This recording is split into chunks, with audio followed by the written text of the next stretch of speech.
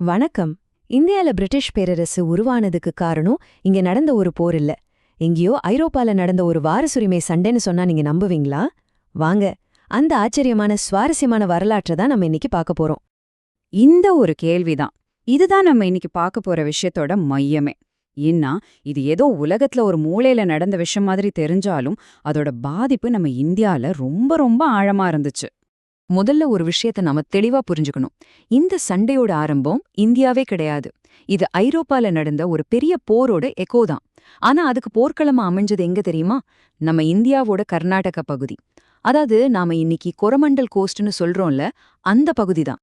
1744ல ஐரோப்பால Austria வாரிசுரிமை போர் ஆரம்பிக்குது. இதுல பிரிட்டனும் பிரான்சும் எதிரெதிராணிகள்ல சண்டை போடுறாங்க. அங்க அவங்க எதிரிகள்னா இங்க இந்தியால வியாபாரம் செஞ்சுட்டு இருந்த அவங்களோட கம்பெனிகளும் ஆட்டோமேட்டிக்கா எதிரிகள் ஆயிட்டாங்க. சிம்பிள் லாஜிக் தான். அப்போ இந்தியால இருந்த மெயின் பிளேயர்ஸ் இவங்க தான். ஒரு பக்கம் பிரெஞ்சு கிழக்கிந்திய கம்பெனி, இன்னொரு பக்கம் பிரிட்டிஷ் கிழக்கிந்திய கம்பெனி. ரெண்டு பேருமே அவங்க நாட்டு அரசாங்கத்தோட சப்போர்ட்ல தான் இயங்குனாங்க. ஆனா ஒரு முக்கியமான வித்தியாசம், பிரெஞ்சுக்காரங்களோட நோக்கம் இங்க ஒரு சாம்ராஜ்யத்தை உருவாக்கணுங்கிறது. ஆனா பிரிட்டிஷ்காரங்க அவங்க ஆரம்பத்துல வந்தது பக்கா பிசினஸ்க்காக மட்டும்தான். சரி, இப்ப கதைக்கு வருவோம். ஐரோப்பால ஆரம்பிச்ச அந்த போர் எப்படி இந்தியால வெடிச்சதுன்னு பார்க்கலாமா? 1746 ஜூலை மாசம் லா போர்ட்டுனேன்னு ஒருத்தர் தலைமையில பிரெஞ்சு கப்பற்படை இந்தியாவுக்கு வருது. வந்த வேகத்துல செப்டம்பர் மாசம் பிரிட்டிஷோட ஹப்பான மദ്രാஸ தாக்குறாங்க. ஈஸியா கைப்பற்றிடுறாங்க. அங்கிருந்த பிரிட்டிஷ் தலைவர்களை எல்லாம் பிடிச்சு அக்டோபர் மாசம் பாண்டிச்சேரிக்கு அனுப்பிடுறாங்க. ஆரம்பத்துல பிரெஞ்சுக்காரங்க தான் மாஸ் காட்டுறாங்க. எல்லாம் நல்லா போயிட்டு இருந்தப்போ இங்கதான் ஒரு ட்விஸ்ட். பிரெஞ்சுக்காரங்க பக்கமே ஒரு பெரிய குழப்பம் வருது. கவர்னர் ஜெனரல் டூப்ளே என்ன சொல்றாருன்னா, மദ്രാஸ நம்மளோட வச்சுக்கலான்னு சொல்றாரு. ஆனா கப்பற்படை தளபதி லா போட்டோனே இல்லல்ல, பிரிட்டிஷ் கிட்ட காசு வாங்கிட்டு திருப்பி கொடுத்துடலான்னு சொல்லி டீல் பேசிடுறாரு. இந்த ரெண்டு பேருக்கும் நடந்த ஈகோ கிளாஷ் பிரிட்டிஷ்க்கு ஒரு லைஃப் லைன் மாதிரி அமைஞ்சிடுச்சு. இந்த குழப்பமான சூழ்நிலையில தான் நம்ம கதையோட முக்கியமான ஒருத்தர் என்ட்ரி கொடுக்கறாரு. அவர் பேரு ராபர்ட் கிளைவ். அப்போ அவர் ஒரு சாதாரண பிரிட்டிஷ் கிளர்க் தான்.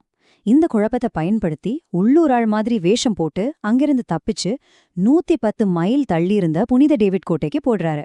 இந்த தப்பித்தல் தான் பின்னாடி நடக்க போற பெரிய சம்பவங்களுக்கு ஒரு தொடக்க புள்ளியா அமையுது. அடுத்ததா நாம பார்க்க போறதுதான் இந்த ஒட்டுமொத்த போரோட டர்னிங் பாயிண்ட்.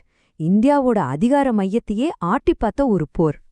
பிரெஞ்சுக்காரங்க மദ്രാஸ தாக்கறதுக்கு முன்னாடி அப்போதைய கர்நாடக நவாப் அன்வருதீன் கான் கிட்ட ஒரு டீல் போடுறாங்க. ஜெயிச்சதும் மദ്രാஸ உங்ககிட்ட குடுத்துடுறோன்னு. ஆனா ஜெயிச்ச பிறகு டூப்ளே மாத்திட்டாரு. அதாவது சொன்ன வார்த்தைய மாத்திட்டார். மദ്രാஸ் எங்களுக்கேன் சொல்றாரு. கடுப்பான நவாப் என்னையே ஏமாத்திரியான்னு சொல்லி மദ്രാஸ மீட்க ஒரு படைய அனுப்புறாரு. நவாப் அனுப்புனது சும்மா சின்ன படை இல்ல, எவ்ளோ பெரிய படை தெரியுமா? 10,000 வீரர்கள் கொண்ட ஒரு பிரம்மாண்டமான படை. அந்த 10,000 பேரை எதிர்க்க மദ്രാஸ்ல இருந்த பிரெஞ்சு படையோட பலம் வெறும் 930 பேர் தான்.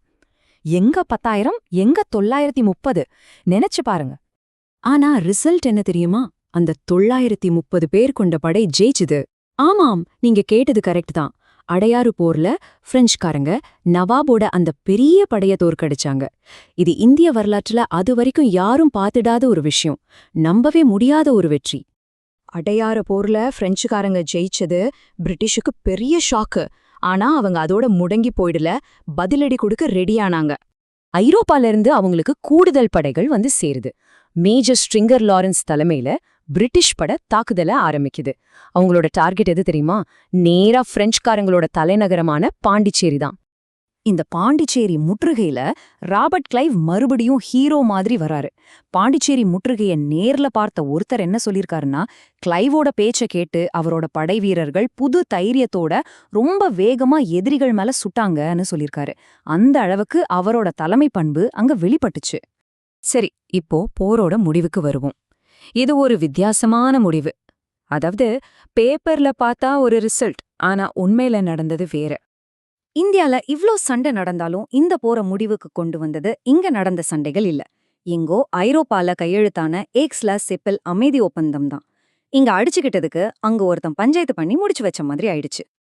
அந்த ஒப்பந்தத்தோட முக்கியமான சரத்து என்னன்னா, ஸ்டேட்டஸ் கோ ஆன்டியேட் பெலம். இது ஒரு லத்தீன் வார்த்தை.